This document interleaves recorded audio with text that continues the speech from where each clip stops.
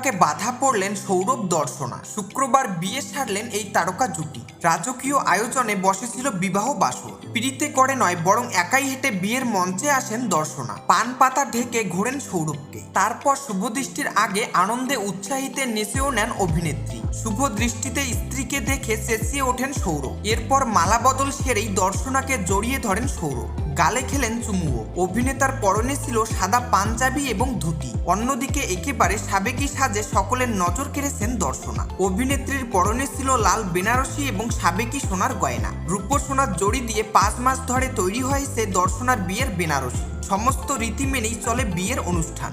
সিঁদুর পরিয়ে লজ্জাবস্ত্র টেনে দেন অভিনেতা। বন্ধু বান্ধব আত্মীয়দের সামনেই সুসম্পন্ন হলো সৌরভ দর্শনার বিয়ে। সিঁদুর দানের পর লাজুক মুখে সৌরভের পাশে বসে থাকতে দেখা যায় দর্শনাকে। দীর্ঘদিনের প্রেমের পরিণতি পেল সৌরভ দর্শনার। বিয়ে সেরেই নিজেদের সোশ্যাল মিডিয়ায় ছবি শেয়ার করেন এই তারকা দম্পতি।